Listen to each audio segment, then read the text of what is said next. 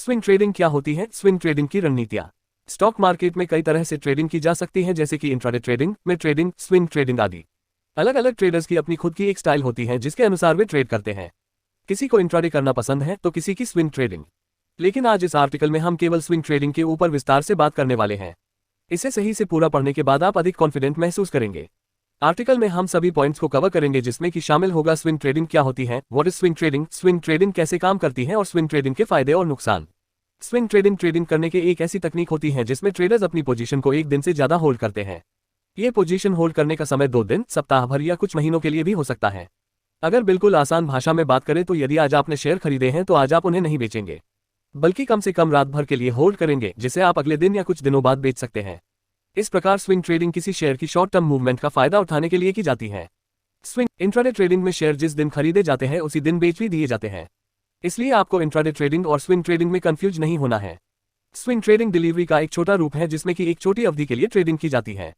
Swing trading करने के लिए टेक्निकल एनालिसिस और फंडामेंटल एनालिसिस का उपयोग किया जाता है। स्विंग ट्रेडिंग कैसे काम करती है? शुरुआत में हमने समझा कि स्विंग ट्रेडिंग क्या है। अब बात करते हैं कि स्विंग ट्रेडिंग कैसे काम करती है। स्विंग ट्रेडर किसी भी स्टॉक में स्विंग ट्रेडिंग करने के लिए सबसे पहले निम्न पॉइंट्स का विश्लेषण करता है।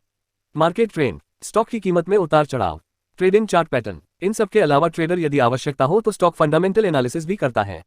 चलिए इसे एक उदाहरण से समझते हैं। मान लीजिए रॉकी ने एसबीआई शेयर में 530 रुपए के मूल्य पर शेयर खरीदे और अपनी स्विंग पोजीशन बनाई। लगभग 1 महीने के बाद एसबीआई के शेयर की कीमत बढ़कर 600 रुपए हो जाती है। रॉकी इस प्राइस पर अपने शेयर बेचकर प्रॉफिट कमा लेता है। इस प्रकार रॉकी ने जो ट्रेडिंग की उसे स्विंग ट्रेडिंग कहा जाता है। यदि रॉकी अपने शेयर्स 1 सप्ताह में भी बेच देता तो भी ये ट्रेडिंग स्विंग ट्रेडिंग ही कहलाती। जैसे कि swing trading delivery based trading होती है, इसलिए इसमें वही ब्रोकरेज लगती है जो कि डिलीवरी ट्रांजैक्शंस में लगती है। स्विंग ट्रेडिंग में शेयर्स, ईटीएफ और अन्य सिक्योरिटीज में ट्रेडिंग की जा सकती है। और स्विंग ट्रेडिंग में कितनी रिस्क होती है?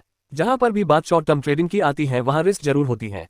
स्विंग ट्रेडिंग में आमतौर पर गैप रिस्क शामिल होती है। अगर मार्केट के बंद होने के बाद स्टॉक के लिए कोई अच्छी खबर आती है तो अगले दिन स्टॉक की प्राइस मार्केट खुलने के साथ ही बढ़ सकती है।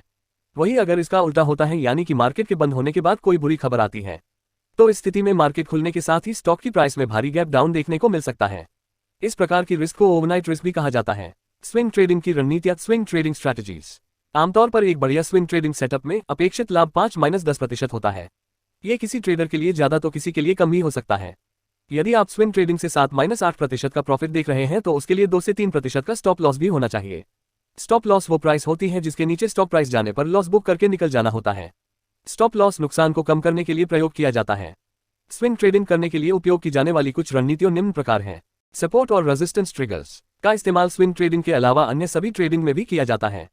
सपोर्ट वैल्यू, स्टॉक की कट वैल्यू से नीचे का लेवल होता है जहां सेलर्स के दबाव की वजह से ज्यादा खरीदारी होती है, जिसकी वजह से सपोर्ट वैल्यू से नीचे स्टॉक प्राइस नहीं जा पाता है।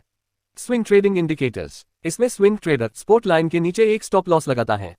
इसी प्रकार रेजिस्टेंस लेवल स्टॉक की कट प्राइस से ऊपर का मूल्य होता है। इस लेवल पर खरीदारी से ज्यादा बिकवाली होती है, जिसकी वजह से स्टॉक उस रेजिस्टेंस लेवल को तोड़ नहीं पाता है।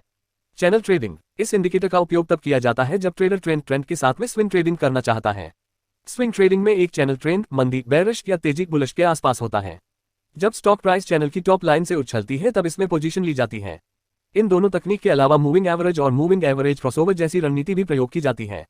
Swing trading tips, swing trading करते समय आपको कुछ विशेष बातों का ध्यान रखना होता है जो कि निम्नानुसार हैं।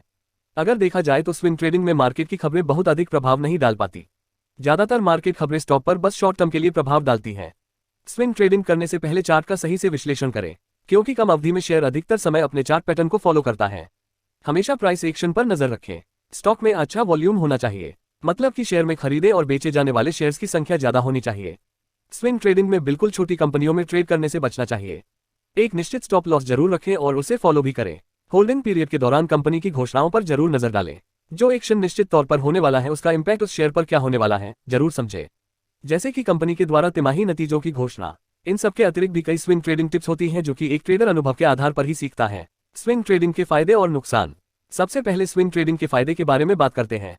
स्विंग ट्रेडिंग के फायदे। स्विंग ट्रेडिंग के द्वारा कम समय में अधिक प्रॉफिट बनाया जा सकता है। इस प्रकार की ट्रेडिंग में ट्रेडर्स साप्ताहिक, मासिक और वार्षिक रुझानों न्यूज का लाभ उठा सकते हैं। इंट्राडे ट्रेडिंग की तुलना में स्विंग ट्रेडिंग में कम रिस्क रहती है। साथ ही ये ट्रेडिंग इंट्राडे ट्रेडिंग के मुकाबले आसान रहती है। स्विंग ट्रेडिंग करने के लिए लगातार मार्केट को समय देने की जरूरत नहीं होती। कोई व्यक्ति बहुत कम समय लगाकर भी स्विंग ट्रेडिंग कर सकता है। स्विंग ट्रेडिंग के नुकसान। शॉर्ट टर्म में स्टॉक से एग्जिट होने की वजह से बड़ा मुनाफा नहीं बना पाते।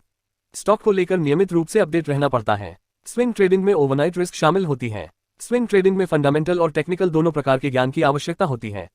इंट्राडे ट्रेडिंग के मुकाबले स्विंग ट्रेडिंग में कम प्रॉफिट बनता है। स्विंग ट्रेडिंग में गैप अप और गैप डाउन की संभावना भी ज्यादा होती है। यदि आपका लिया ट्रेड विपरीत दिशा में है और स्टॉक या इंडेक्स गैप अप या गैप डाउन के साथ खुलता है तो इसमें आपको भारी नुकसान उठाना पड़ सकता है।